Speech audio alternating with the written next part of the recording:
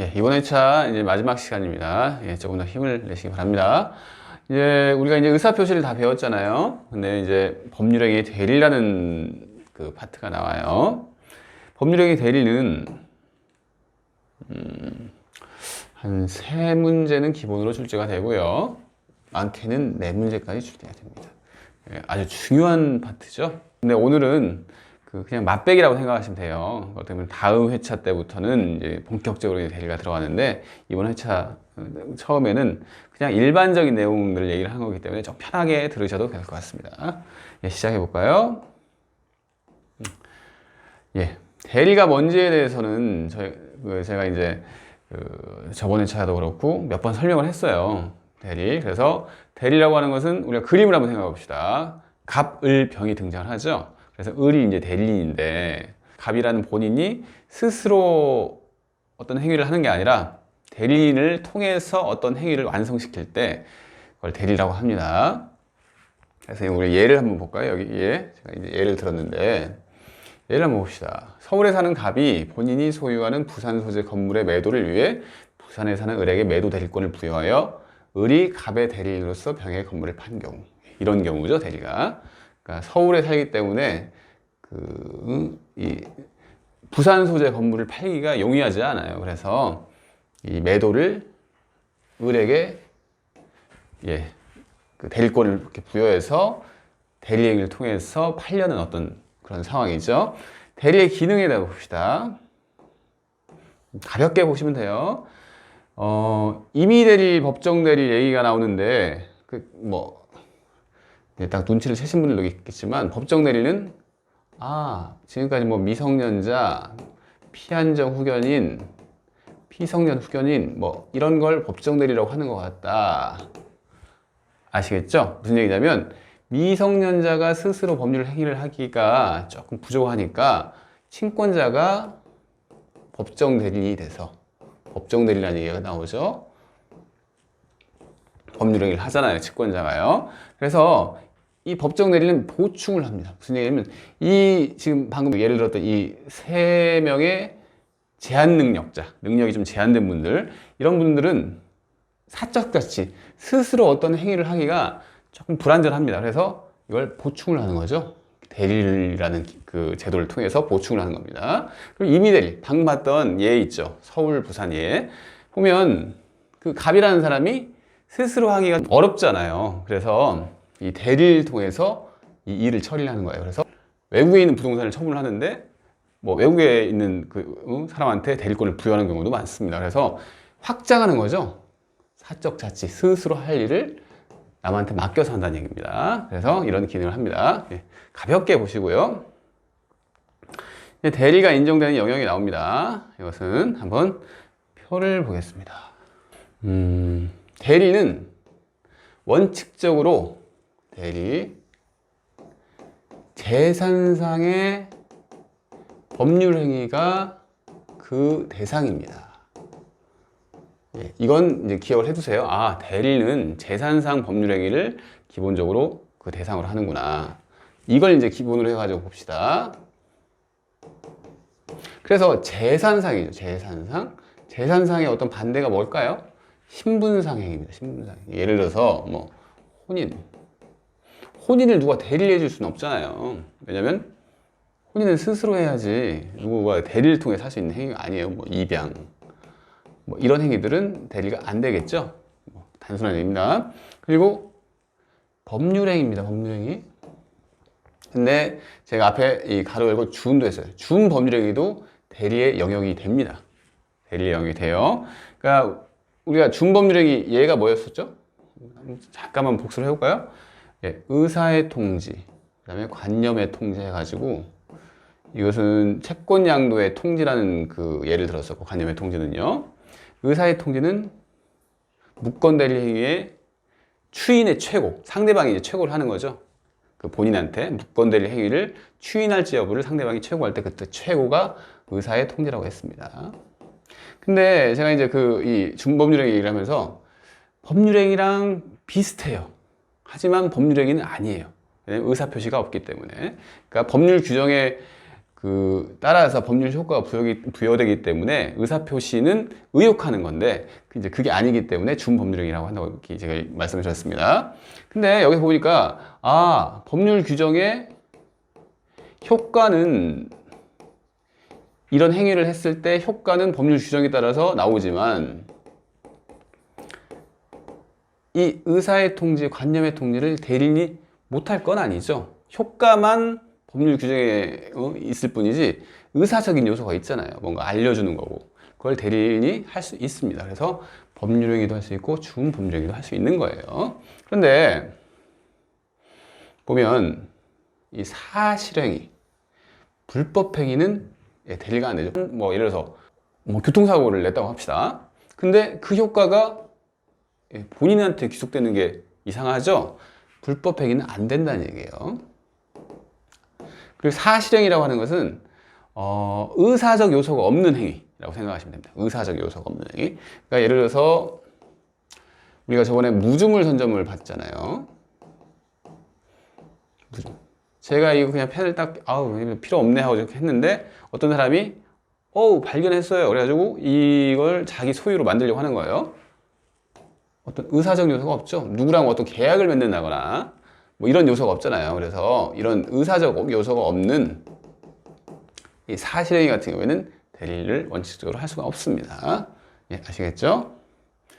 이 두 개는 이제 봤죠. 이렇게까지는 이제 이해를 하셨을 거라고 봐요. 이후에는. 근데 이것은 약간 한번 생각을 해볼 문제가 있다 이 소리입니다. 채무의 이행은 채권 채무를 맺는 행위는 아닌데, 채권 채무를 맺는 어떤 계약이나 이런 행위는 아닌데, 계약을 맺었을 때 채무를 이행을 한다고 생각해 봅시다. 그렇죠? 계약의 연장이죠. 어떻게 보면 채권 채무의 연장이죠. 그래서 이 이행위도 대리가 가능하다는 얘기예요. 아시겠죠? 그렇게 이해를 하시면 됩니다. 채무의 이행은 대리가 가능하다. 그리고 등기 신청 행위는 이제 이거 한번 설명해 봅시다. 이건 등기 신청 행위가 어떤 얘기냐면 갑과 을이 매매 계약을 맺었다고 봅시다. 매매 계약이요. 매매 계약을 맺었는데 그러면 이 사람이 매수인이 되는 거고 이 사람이 매도인이 되는 경우입니다.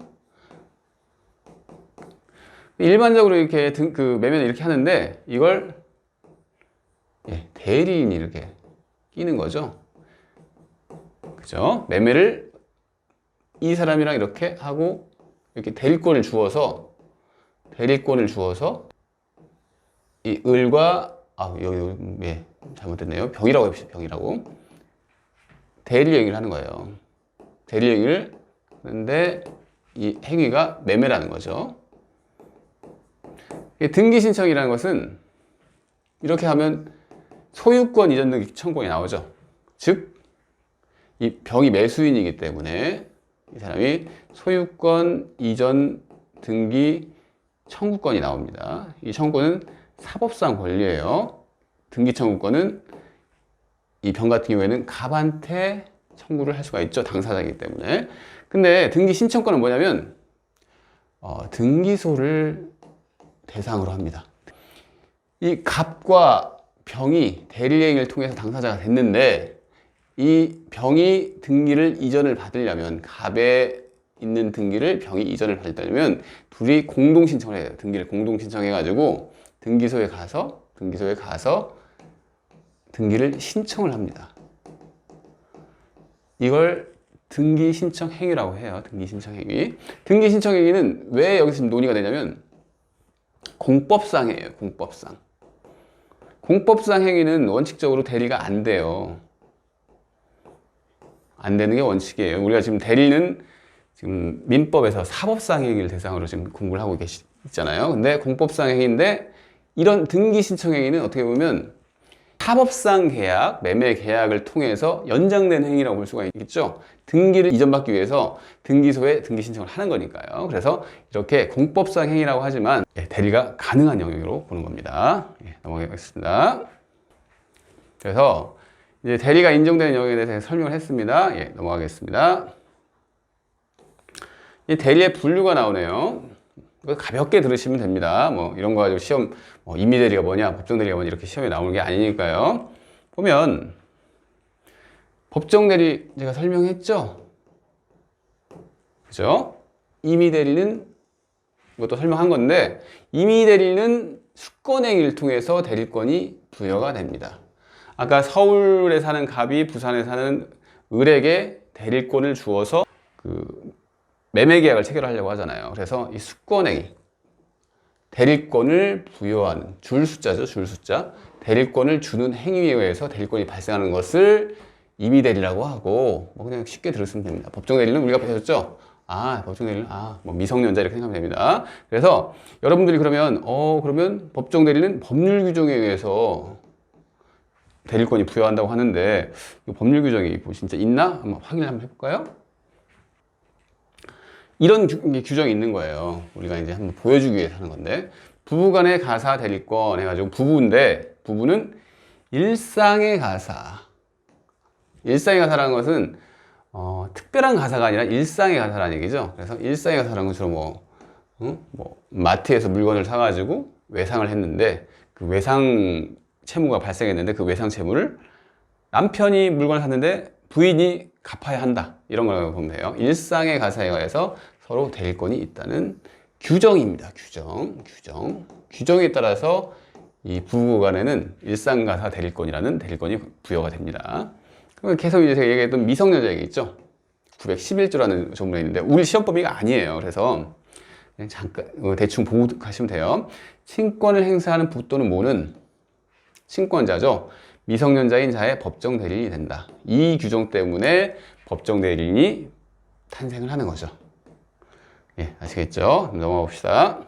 어떤 대리가 또 있냐면 능동대리와 수동대리가 있습니다. 이것도 가볍게 들으시면 됩니다. 능동대리란 상대방에 대해서 의사표시를 하는 경우예요. 그러니까 우리가 갑을병 해가지고 계속 그리잖아요. 이 을 대리인인데 병이랑 대리 행위를 합니다. 아까는 매매였죠. 그죠?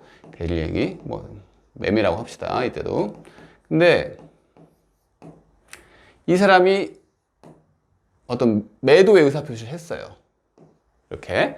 그래서 의사표시를 하는 경우이기 때문에 이런 경우에는 능동대리가 되는 거고, 이 능동대리고, 이 사람이 그래? 내가 갑의 물건 살게 해가지고 의사표시를 했어요. 매수의 의사표시를 했는데 이 사람은 매수의 의사표시를 받는 쪽이죠. 이제 받는 쪽이죠. 우리 아까는 판다는 얘기였고 직접 능동적으로 한 거고, 이 병의 의사표시를 받는 경우가 또 생기죠. 이걸 그냥 수동대리라고 하는 겁니다. 쉽죠? 능동, 수동. 쉬운 얘기예요. 그래서 가볍게 들으시면 됩니다. 근데 방금 여기서 을이 능동대리권도 있고 수동대리권 있죠? 그래서 판례는 특별한 사정이 없는 한 능동대리권이 있으면, 의사표시를 할 수가 있으면 일반적으로 수동대리권도 있다고 본다는 판례가 있습니다. 이건 가끔 지문에 뜨는 지문이에요. 이거는. 그래서 이것은 뭐 잘 알아두시면 좋습니다. 판례 한번 볼까요? 임의대리에 있어서 대리권의 범위는 범위는 수권행위 내용이나 그 해석에 판단할 것이나 일반적으로 임의대리권은 그 권한에 부수할 필요한 한도의 상대방의 의사를 수령하는 수령대리권을 포함한다. 수령대리권이 뭐죠?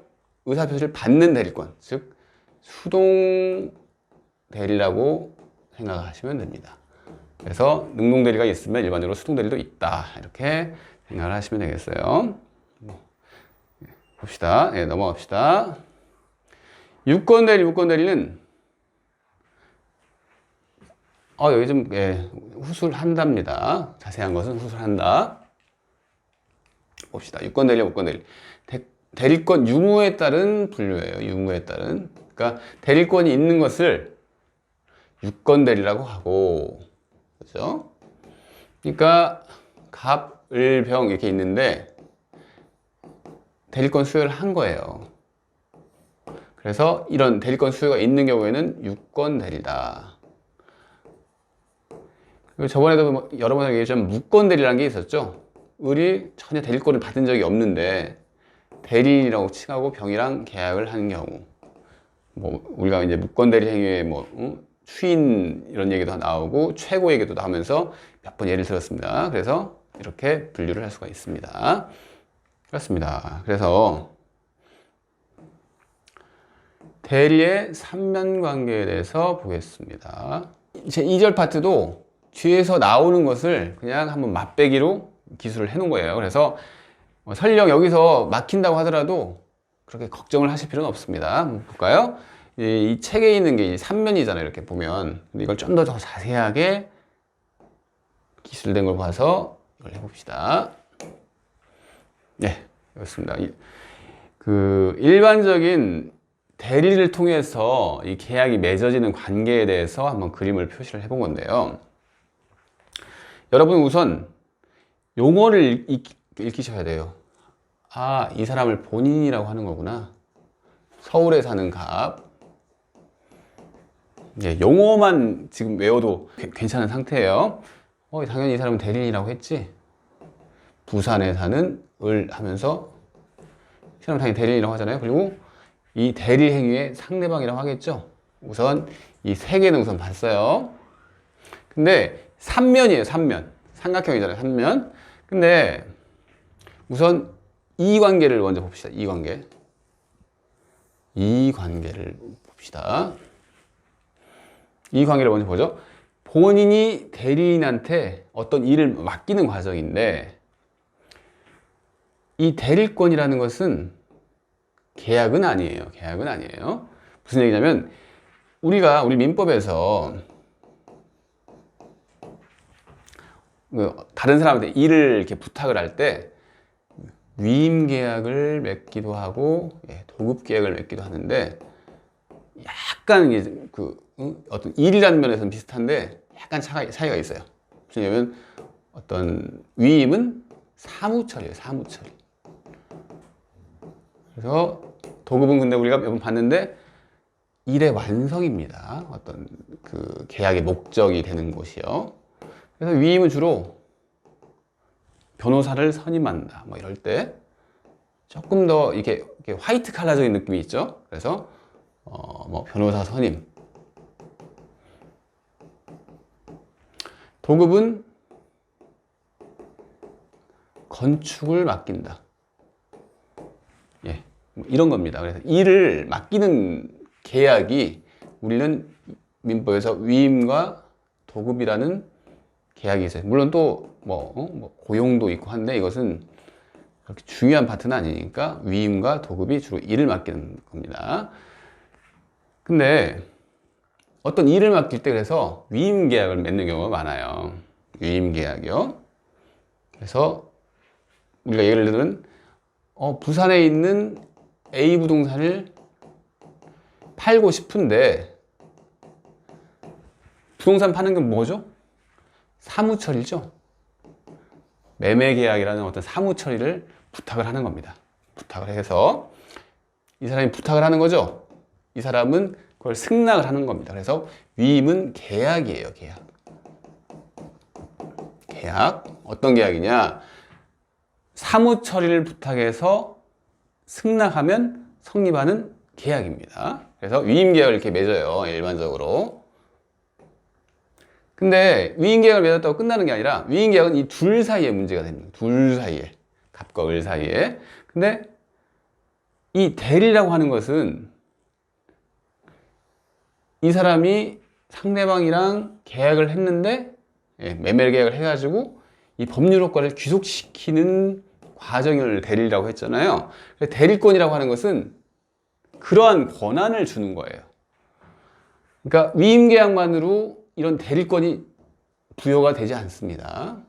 부여가 되는 경우도 있지만 안 되는 경우도 있다는 얘기를 하는 거예요. 그래서 대리권은 네가 이제 이 일을 처리하기 위해서 그럼 네가 상대방을 만나가지고 어떤 계약을 했을 때 그 법률 효과를 나한테 귀속시키는 그런 권한을 내가 줄게 이겁니다. 그래서 이 대리권 수여는 계약일까요?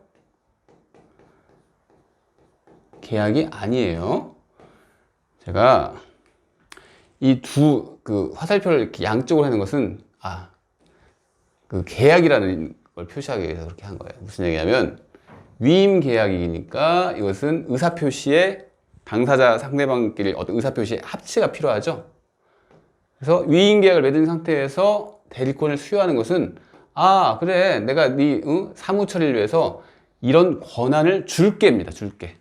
이 사람이 대리권 수여 계약을 맺읍시다. 이게 아니라 이 사람이 대리권을 그냥 주는 거예요. 주는 거. 그래서 수권이라고 합니다. 수권. 아까 대리권을 주는 행위. 수권이라고 했죠. 줄 숫자를 쓴다고 했어요. 아시겠죠? 그래서 대리권을 수여를 합니다. 그래서 일방적으로 딱 주는 거예요. 그래서 이 대리권 수여는 법적 효과가, 법적 성질이 뭐냐? 계약이 아니라 상대방이 있죠? 단독행위입니다. 갑이 을에게 하는 단독행위라는 얘기예요. 예, 아시겠죠? 그래서 이렇게 대리권을 받았어요. 네, 받았습니다. 그러면 이번에는 이 관계를 봅시다. 이 관계. 무슨 관계죠? 이 대리인이, 부산에 사는 대리인이 병이라는 사람을 물색을 해서, 즉 매수할 사람을 물색을 한 거죠. 매수해서 매매 계약을 체결하는 행위입니다. 그래서 이걸 대리 행위라고 하는 거죠. 그죠? 이 둘 간의 관계는 이 관계입니다. 여기서의 이제 포인트는 뭐냐면, 이 매매하는 과정에서, 매매도 이제 법률 요건이니까 의사표시가 있죠. 의사표시를 필수적 요건을 하는 법률 요건이 법률 행위죠. 법률 행위 안에 매매가 있죠. 그죠?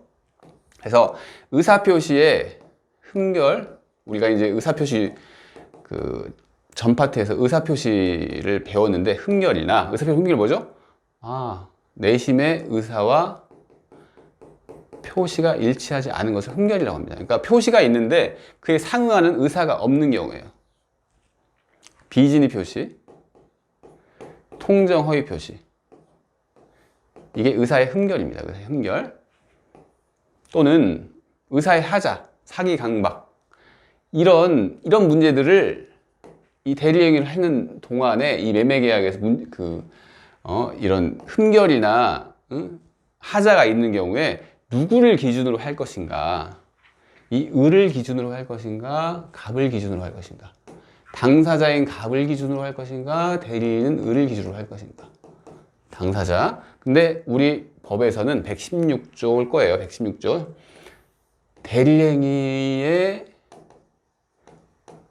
문제는 대리인을 기준으로 판단한다는 명시적인 규정을 두고 있습니다. 그래서 이 관계에서는 이게 이제 포인트예요. 누구를 기준으로. 그러니까 만약에 을이 이 사람한테부터 강박을 당했어요. 강박을 당했어요. 하지만 이 사람은 강박을 안 당했어요.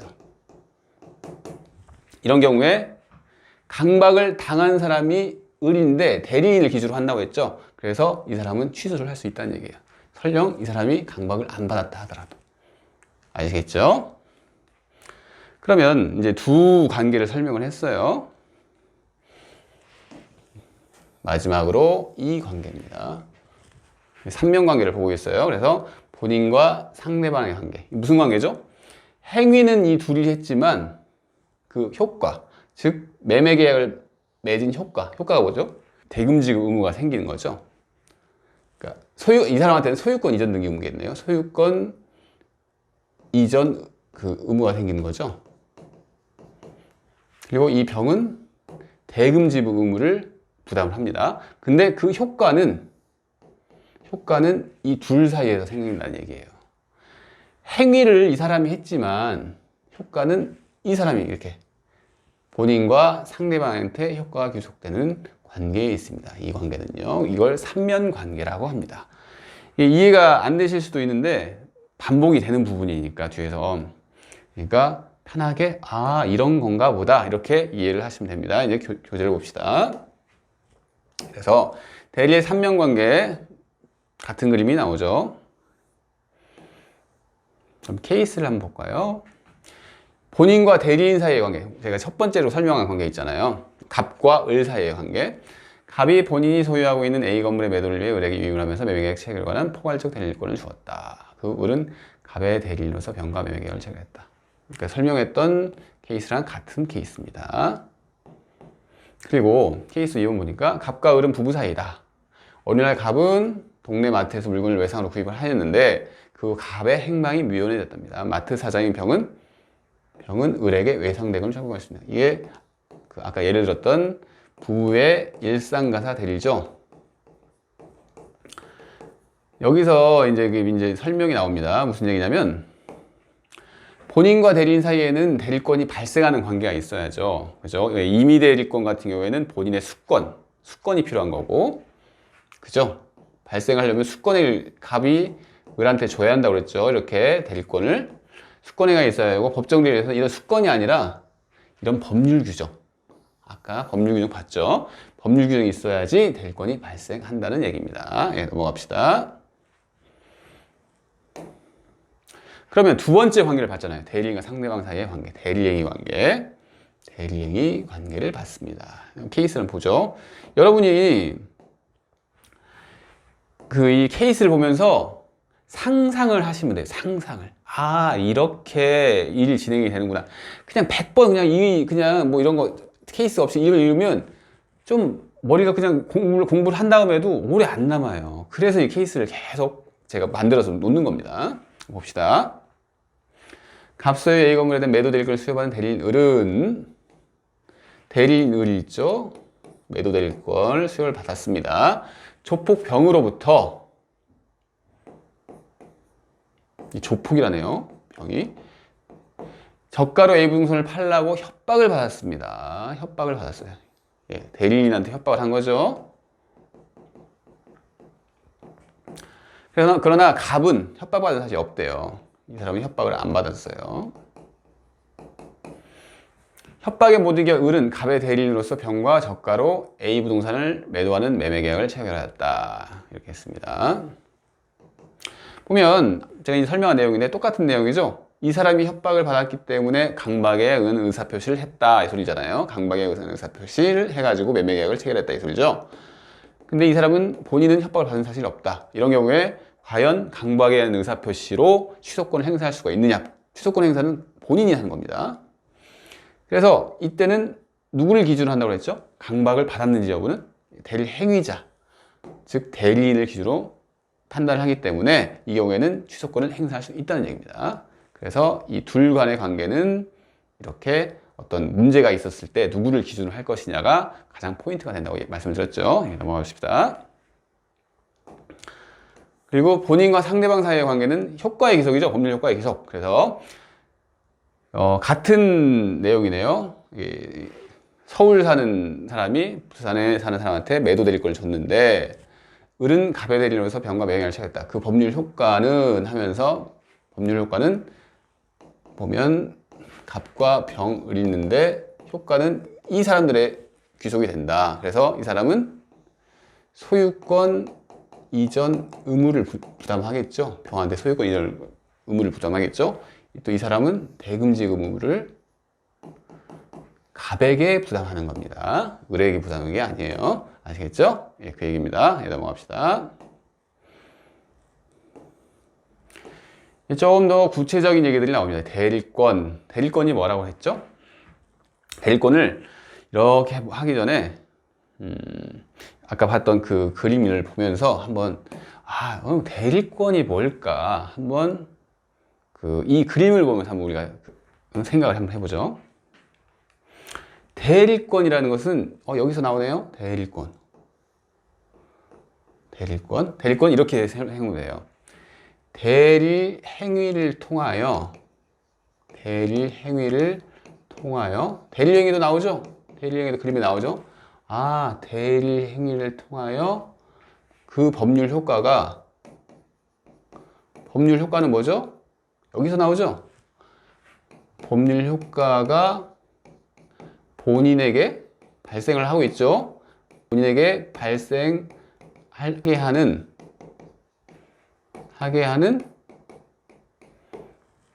그냥 받는 거죠. 이 사람은 권리를 받는 게 아니라 그 지위를 받는 거예요. 지위 또는 자격을 대리권이라고 합니다. 이 그림을 보면서 대리권은 이렇게 정의를 내릴 수가 있겠구나. 대리 행위를 통해서 법률 효과가 본인한테 발생하는데 그 법률 효과를 발생하게 하는 지위 또는 자격이 대리권이구나. 아시겠죠? 그래서 다시 책을 봅시다. 제가 맞는지 좀 볼까요? 행한 대리행위의 법률 효과를 본인에게 있을 수 있는 법률상의 지위 또는 자격. 똑같죠? 이렇게 그냥 쭉 보면 여러분들이 처음 공부하시는데 이걸 이해를 하시면 천재예요, 천재. 그림을 보면서 이걸 딱 읽어보시면 아, 이게 대리권이구나 아실 수가 있어요. 예, 아시겠죠? 그것만 이해를 하셔도 아주 우수한 겁니다. 그래서 이제 이 대리권 파트에서는 뭐가 이제 문제로 나오냐면 대리권은 지금 아까 삼명관계에서 어디서 발생하는 관계라고 했죠? 이렇게 여기서 발생하는 관계죠. 대리권. 대리권에서 문제되는 것은 뭐가 있냐면 대리권이 수여가 됐는데 대리권이 어떤 범위에 있는지 그 해석. 과연 갑이 을한테 대리권을 수여한다고 했죠. 수권행위를 했죠. 수권행위는 성질이 뭐라고 했죠? 상대방이 있는 단독행위라고 했죠. 상대방이 있는 단독행위는 법률 행위의 일종이죠. 법률 행위는 의사표시를 요건으로 합니다. 그래서 의사표시에 해석을 해야 한다는 거예요. 지금까지 계속 뭐 의사표시 해석도 공부를 했었고 했죠. 근데 그렇게 연결이 되는 거예요, 이게 지금. 그래서 이 수권행위를 해석하는 게 나옵니다. 해석. 이 사람이 과연 을한테 대리권을 줬는데 이게 그 대리권 내에 있는 행위인지 그거에 대한 해석을 한다는 얘기입니다. 한번 봅시다. 케이스를 보죠. 서울에 사는 갑이 본인이 소유하는 같은 얘기인데 그 을은 갑의 대리인으로서 병과 매매 계약을 체결했다. 이것은 이제 제가 계속했던 거고 문제입니다. Q1 퀘스천. 을이 중도금과 잔금을 수령할 권한이 있는가? 아까 봤던 내용이죠. 이건 보지 않았네요. 과연 갑이 을에게 매도 대리권을 줬는데 줘서 대리행위를 했죠. 을이 했는데 대리권을 줬으니까 대리행위를 한 거잖아요. 이렇게 연결돼 대리권을 줘서 대리행위를 했는데 과연 병이 이제 돈을 줘야 할 거 아니에요. 이 사람도 부산에 살죠. 중도금이랑 잔금을 줘야 할 거 아니에요. 근데 그 법률 효과는 이 사람한테 귀속이 되는데 이 중도금 잔금을 을한테 줘도 되는가 이 소리예요. 줘도 될까요? 둘 다 부산에 살고 있죠. 을한테 주는 게 편할 수도 있겠죠. 그래서 이런 경우에는 중도금, 잔금, 수령권이 을한테 있습니다. 여러분 이게 좀 헷갈릴 수도 있어요. 이상하다. 법률 효과는 이 둘 사이에 귀속이 된다고 했는데 왜 중도금, 잔금을 이 사람이 받는 거지? 이렇게 헷갈릴 수가 있는데 이렇게 생각해요. 중도금을 받았다고 하더라도 이 사람이 다시 줘야 한다는 얘기죠. 효과는 누구한테 귀속되느냐 문제죠. 귀속의 문제입니다. 귀속의 문제. 이 사람이 줘야 한다는 얘기예요. 아시겠죠? 그래서 이 중도금, 잔금, 수령권이 있다는 것이 판례에 있습니다. 그리고 또 문제가 있네요. 병이 잔금을 준비하던 중에 잔금을 지급하기 어렵다고 판단하여 을에게 잔금 지급일을 연기해달라고 부탁을 했습니다. 그러니까 매도 대리권을 받았는데 과연 이 사람이 연기 권한, 그러니까 이 매매 대금을 수령할 그 권리는 있는데 이 수령받을 기한을 연기해 줄 권한, 병한테 연기를 해줄 권한이 과연 있는가에 대한 판례가 있는데 이때도 가능하다고 했습니다. 가능하다고 했어요. 그러니까 이 대리권을 해석을 한 거예요. 이 사람이 매도 대리권을 줬을 경우에는 중도금, 잔금, 수령권도 준 거고 이 연기 권한도 준 거구나 이렇게 생각을 할 수가 있다는 얘기예요. 그러나 밑에 2번 봅시다. 그러나 결국 잔금일에 병은 잔금을 준비하지 못했답니다. 이에 을은 병의 잔금 지급 의무 불이행으로 인하여 계약을 해제하였답니다. 을이 해제까지 했네요. 적법하게 해제권 행사되는가. 여기서 똑같은 그림에서 이 사람이 잔금을 지급을 못했죠. 그죠? 잔금을 못했습니다. 근데 이 사람이 해제권을 잔금 지급을 못하면 해제권을 행사할 수, 계약에서는 해제권이 나오잖아요. 해제권이. 그래서 해제권을 과연 행사할 수 있는가? 즉 갑이 을한테 대리권을 줬는데 그 대리권의 범위가 이 해제 권한까지 포함이 되어 있는가, 이 소리예요. 이것은 판례가 안 된다고 했습니다. 왜냐, 해제는 뭐죠? 계약을 끝내버리는 거죠. 그냥 소급적으로 탁 끝내버리는 거예요. 이렇게 끝내버리는 거, 끝내는 거, 마음대로 못한다는 얘기예요. 끝내는 거. 끝내는 것은 이 사람이 해제를 직접 하든지 별도의 특별 수권이라, 그러니까 별도의 권한을 줘서 그래 이렇게 상황이 됐으니까 해제까지 네가 해라 하는 권한을 한 번 더 줘야 돼요. 더 줘서 끝낼 수는 있습니다. 그러니까 별도의 해제를 할 수 있는 대리권을 한 번 더 줘야 한다는 얘기죠. 아까 그 매도 대리권을 준 것만으로는 부족하고 이 해제를 할 때는 별도로 한 번 더 받아야 한다는 얘기입니다. 줘야 한다는 얘기예요. 을일 대리권을 받아야 하는 거죠. 그 별도의 권한을. 그래서 넘어가 봅시다. 대리권이 뭔지는 제가 설명을 했고요. 그죠? 대리권의 발생 원인에 대해서 나옵니다. 이것도 설명을 했습니다. 법정 대리권 발생 원인은 뭐죠? 예, 규정이라고 했습니다. 규정. 아까 이거랑 이 두 조문 봤죠? 그래서 일정한 신분관계에 따라서 발생을 하는데 이때 규정이 있어야 한다고 했고, 니은부터는 사실 안 보셔도 돼요. 니은 뭐 이것은 안 보셔도 되는 게, 뭐 얘만 한번 볼까요? 잠깐 봅시다.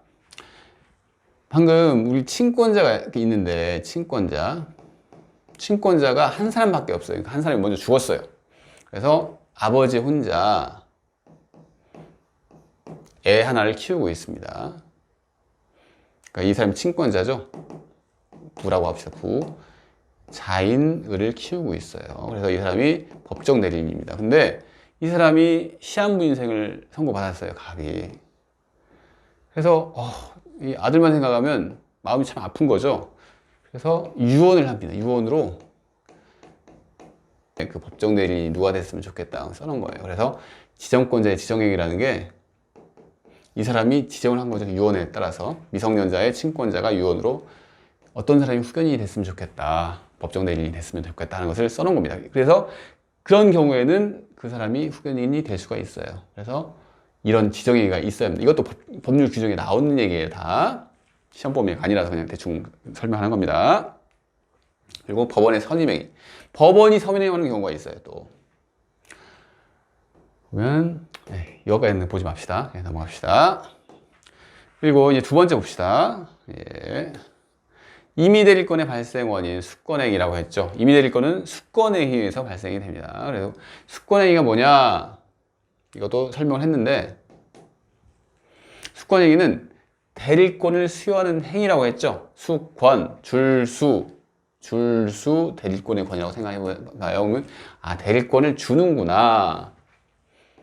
그러니까 상대방이 있는 단독행위라고 했습니다. 상대방이 있는 단독행위예요.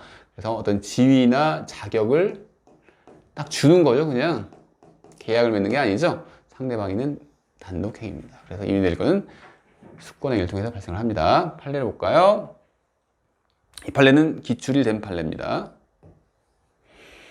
무슨 얘기냐면, 대리권을 수여하는 수권행위는 불요식의 행위라고 합니다. 이건 불요식의 행위가 키워드겠네요.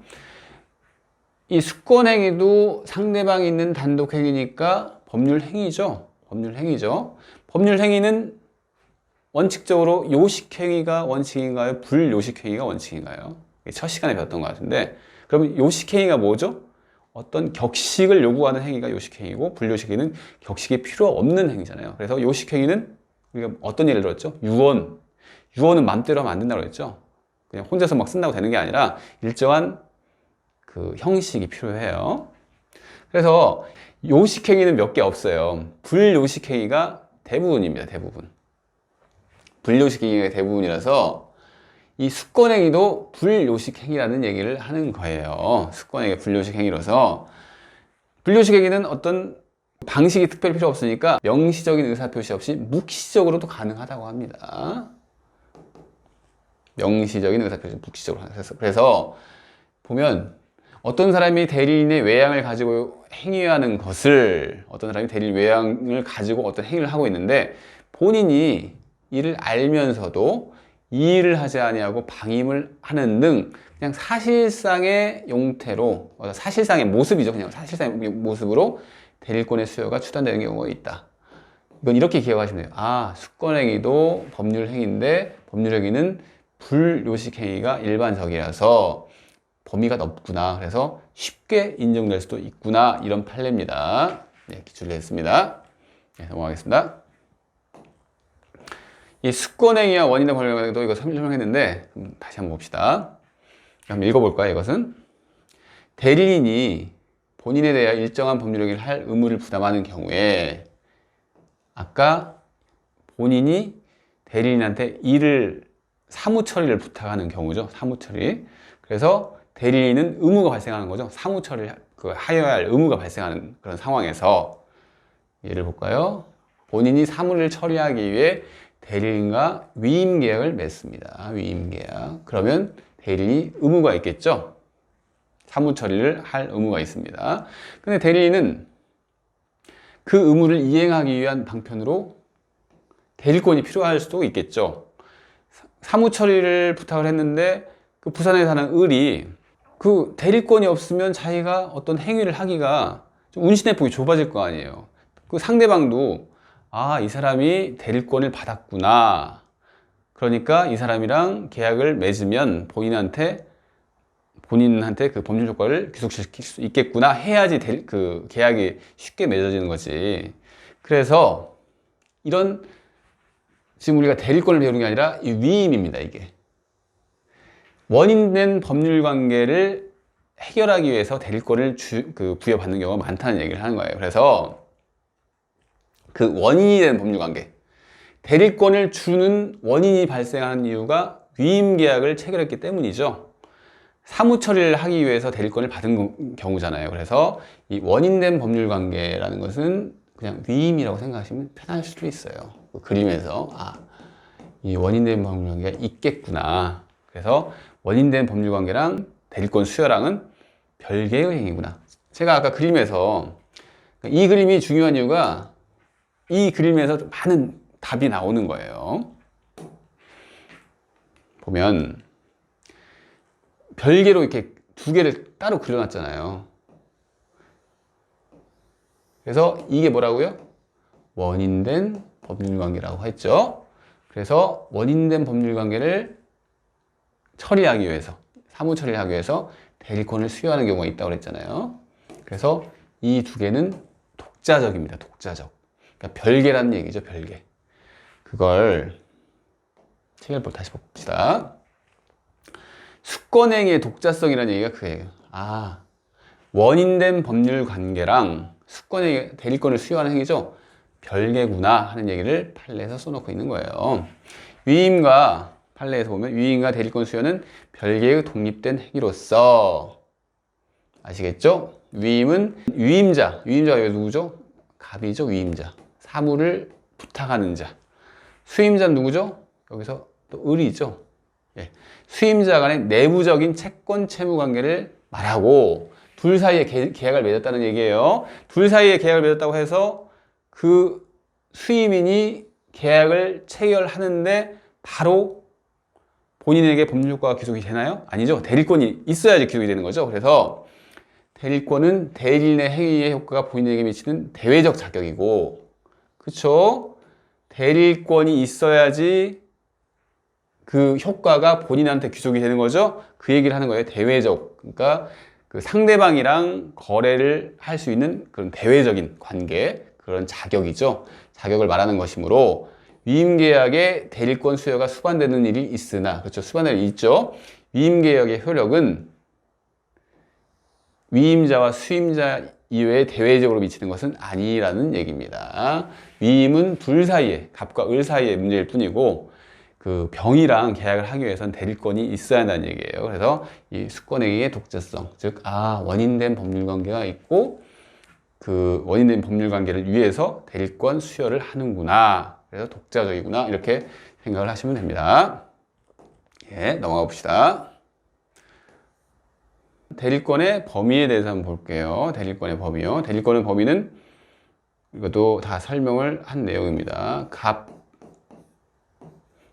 벽이 있는데 이 사람이 수권을 행위를 했는데 수권 행위를 하면서 대리권이 주어지는 거죠.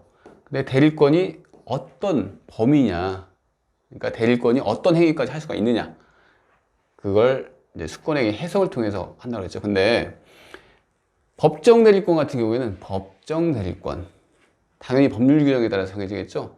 수권행위라는 게 없어요. 법정 대리권은 수권행위가 없습니다. 수권행위는 대리권을 부여하는 행위잖아요.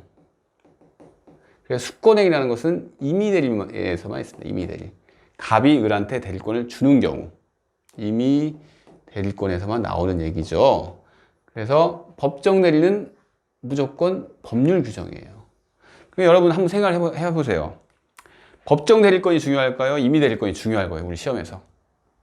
네, 임의 대리권만 중요합니다. 그러니까 뭐 이것도 조금 중요하고 이런 게 아니라 얘는 법정 대리권은 어떤 경우만 발생했죠? 방금 뭐 친권자, 우리 시험 범위가 아니에요. 막 이거 가족법상 행위라고 해요. 가족법상. 뭐 일상가사 대리권, 우리 시험 범위 아니에요. 그래서 이런 것은 그냥 법정 대리권은 법률 규정 끝, 이렇게 생각하면 됩니다. 그럼 다음 페이지로 가보겠습니다. 임의 대리권의 범위, 이것은 수권행위를 해석해야 한다고 했죠. 수권행위가 상대방 있는 단독행위고, 그죠? 상대방 있는 단독행위는 의사표시를 불가결한 요건으로 하기 때문에 의사표시를 해석한다는 얘기랑 같은 얘기예요. 수권행위를 해석한다. 봅시다. 그래서 이제 판례가 나오는데요. 이것들이 쭉 봤던 판례들이 많아요. 얘기를 하면서 봅시다. 대리권의 범위는 어떻게 정해진다고 그랬죠? 그 수권행위를 해석을 하면서 정해지는 거죠. 해석. 그런데 임의대리권은 그 권한의 부사에 필요한 한도에서 수령대리권 그냥 다 포함한다고 했죠. 수동대리, 능동대리 배우면서 능동대리권이 있으면 수동대리권이 있다. 이거 했습니다. 네, 넘어갑시다. 그리고 두 번째 봅시다. 부동산의 소유자로부터 매매를 체결할 대리권을 수여받은 대리는 이것도 했죠. 중도금, 잔금, 수령권도 있다고 봅니다. 우리 판례가요. 네, 이거 기출이 됐네요. 그리고 매매계약의 체결과 이행에 관하여 포괄적으로 대리권을 수여받은 대리인은 지급기일 연기 권한도 있다는 게 판례입니다. 봤습니다. 그리고 4번 봅시다. 금전차용의 알선을 의뢰하여 인장을 보관시킨 경우에는 대리권 수여한 것을 못 배본 건 아니다. 그렇죠? 금전차용 알선을 위해서 인장까지 보관을 했답니다. 예, 대리권 준 거라고 볼 수 있겠죠? 예. 넘어갑시다. 근데 대리권 범위 내로 보지 않은 경우가 있습니다. 보시죠. 이것도 계약을 대리하여 체결했던 대리를 체결된 계약의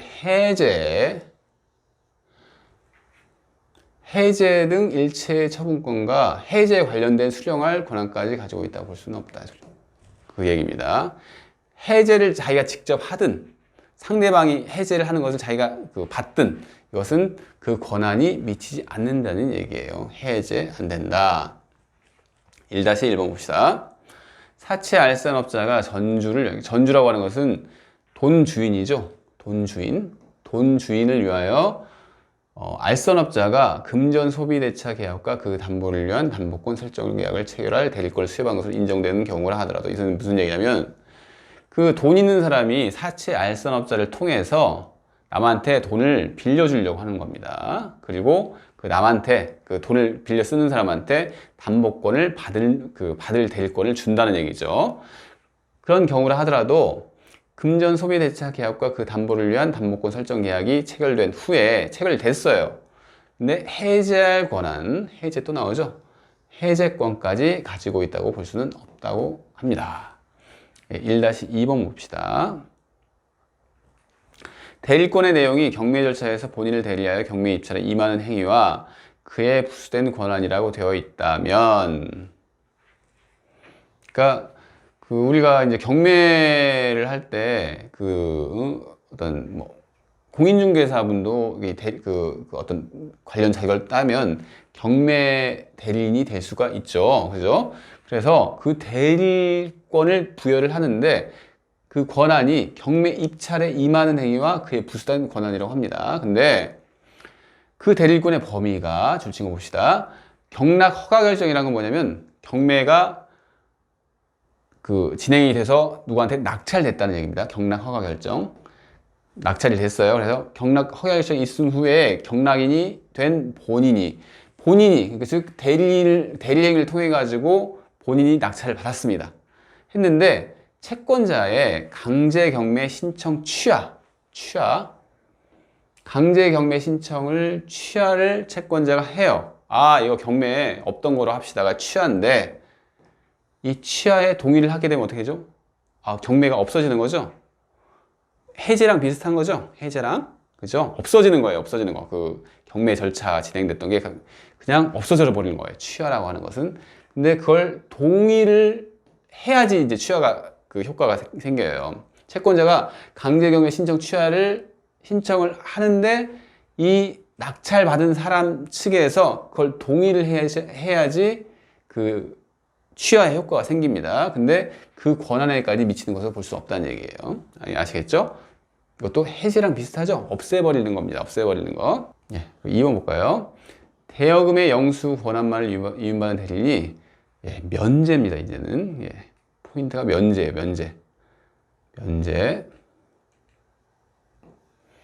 면제도 다 없애는 건 아니지만 여기서는 일부 면제이긴 하지만 없애는 거죠. 면제. 3번 봅시다. 예금계약의 체결을 위임받은 자가 가지는 대리권에 당연히 그 예금을 담보로 하여 대부를 받거나 기타 이를 처분할 수 있는 대리권이 포함되어 있는 것은 아니다. 이거 당연한 거죠. 예금계약을 맺으라고 돈을 줬는데 그래서 계약을 맺었어요. 맺은 후에 보니까 내가 그럼 한 번 더 다른 일을 진행을 해볼까 해가지고 그 사람이 예금을 담보로 돈을 빌린답니다. 이거 말이 안 되겠죠? 그 대리권이 포함되어 있는 것은 아니겠죠? 너무 당연한 얘기입니다. 그리고 4번 봅시다. 부부의 경우에도 일상의 가사가 아닌 법률행위를 배우자를 대리하여 행함에 있어서는 별도로 대리권을 수여하는 수권행위가 필요한 것이지. 이 얘기 무슨 얘기냐면 일상 가사 대리권은 아까 우리가 821조였나요? 규정에 의해서 부부끼리 마트에서 물건을 사더라도 외상을 다른 사람이 갚아줘야 한다. 그 케이스를 들었잖아요. 근데 일상에서 벗어났어요. 그러니까 부부의 일방이 갑자기 남편 재산을 가지고 남편이 이제 그 명의가 있는 재산을 가지고 돈을 빌려요. 돈을 금융기관에 가가지고 그걸 담보를 잡아요. 이게 일상 가사로 보이나요?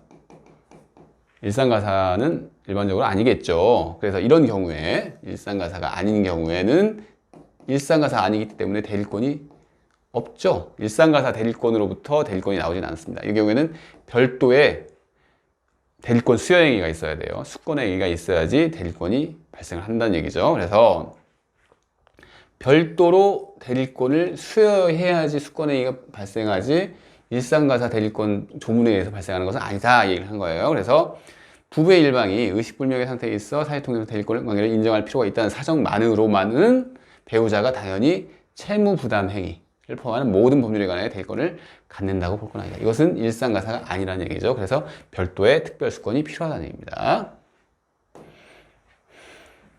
그리고 오늘은 여기까지 하면 되겠네요. 예외. 수권행위 해석을 통해서도 대리권의 범위를 정할 수 없는 경우, 우리가 지금 배우고 있는 게 대리권이 어떤 범위이냐 해가지고 이 수권행위라고 했죠.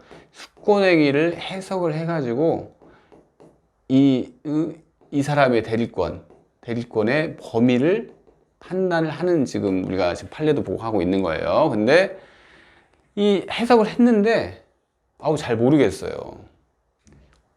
대리권이 얼만큼 범위에 포함이 되어 있는지 잘 모르겠어요. 그런 경우에 어떻게 할 것인가에 대해서 우리 민법은 별도의 규정을 뒀습니다. 118조 규정을 둬서 권한을 정하지 아니한 대리인, 그죠? 권한이 뭔지 알 수가 없어요. 그 경우에는 다음 각호 행위만을 할 수가 있다. 이 1번, 2번이 이 호라고 해요. 호. 각호. 그래서 보존 행위는 할 수 있고, 대리의 목적인 물건이나 권리의 성질을 변하지 아니하는 범위에서 그 이용 또는 개량 행위는 할 수 있다고 합니다. 이것은 법조문 자체가 시험에 종종 출제가 됩니다. 그래서 이게 무슨 얘기냐면, 보존행위라고 하는 것은 뭘까요? 그러니까 그 보존하면 뭔가 지킨다는 느낌이죠. 지킨다는. 예, 맞습니다. 그냥 현상 유지를 하는 거예요. 어떤 얘기가 있을까요? 뭐 이제 판례에서는 이제 그런 얘기, 그 보존행위에 대해서 이런 얘기 있습니다.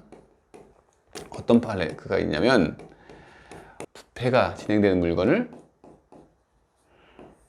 처분하는 거. 처분을 해요.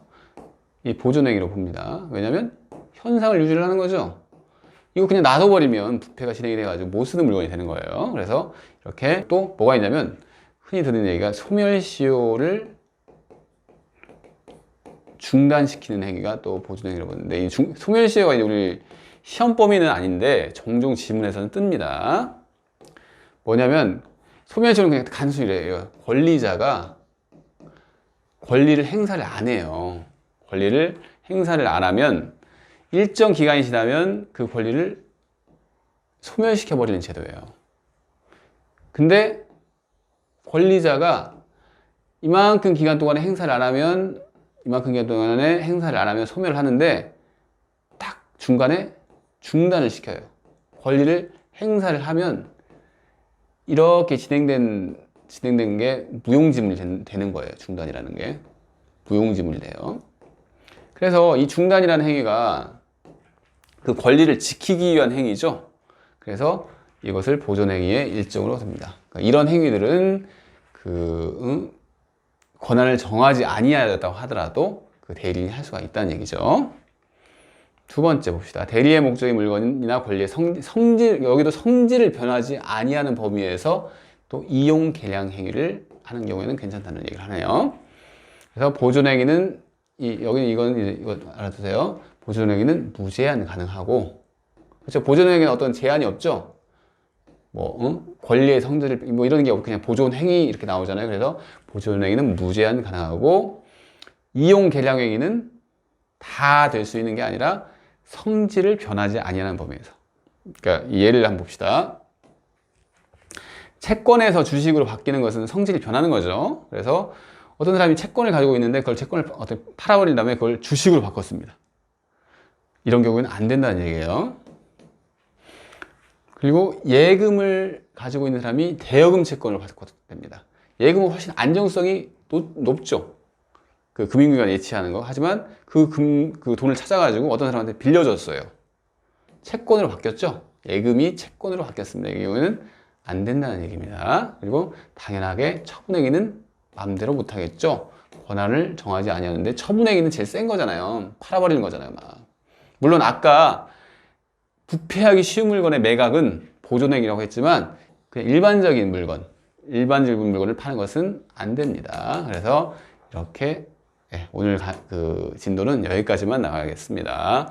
다음 시간부터는 이제 또 하는데, 대리권이 한 3문제에서 4문제가 출제가 되기 때문에 아주 중요한 파트예요. 그래서 다음 시간부터는 좀 더 대리권에 대해서 심도 있게 한번 강의를 진행하도록 하겠습니다. 감사합니다.